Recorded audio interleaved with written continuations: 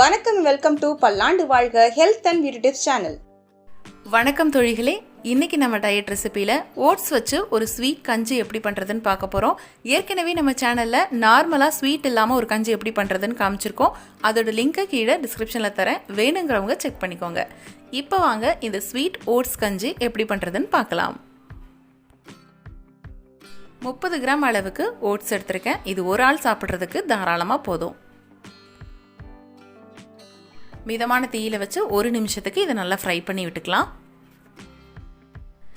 இதில் ஒரு 150 கிராம் அளவுக்கு பால் ஊற்றிக்கிறேன். கிட்டத்தட்ட முங்குற அளவுக்கு. பால் பிடிக்காதவங்க தண்ணி கூட ஆட் பண்ணிக்கலாம். இதில் 1 டீஸ்பூன் அளவுக்கு நாட்டு சர்க்கரையை சேர்த்துக்கிறேன். சேர்த்துட்டு நல்லா மிக்ஸ் பண்ணி விட்டுடலாம். டயட் இருக்கிறவங்க, டயபெட்டிஸ் இருக்கிறவங்க வெள்ளை சர்க்கரையை தவிர்க்கிறது நல்லது. நாங்கள் மன்னா நல்லமிகு நாட்டு சர்க்கரை அப்படிங்கிற நாட்டு சர்க்கரை தான் யூஸ் பண்ணுறோம். ரொம்ப டேஸ்ட்டாக இருக்குது. முக்கியமாக இதில் ரசாயன கலப்படம் மற்றது, ப்ரிசர்வேஷனும் கிடையாது. வேலிடிட்டி 6 மாதம் கொடுத்துருக்காங்க. 6 மாதத்துக்கு அப்புறம் இது கட்டி விழுந்தால் கூட அதோட டேஸ்ட்டோ மனமோ குறையலை. அதே மாதிரி சுக்கு மல்லி ஏலக்காய் கலந்த நாட்டு சர்க்கரையும் சேல் பண்ணுறாங்க. உங்களுக்கு வேணும் அப்படின்னா டிஸ்கிரிப்ஷனில் நம்பர் தரோம், நீங்கள் வாங்கிக்கலாம்.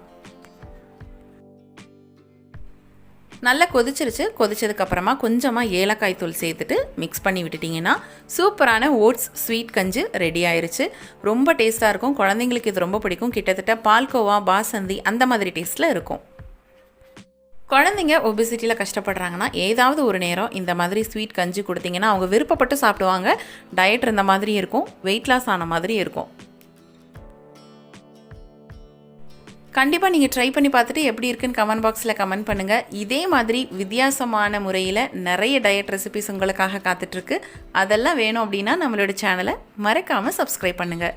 மீண்டும் ஒரு நல்ல ரெசிபியோடு நான் உங்களை சந்திக்கிறேன். நன்றி.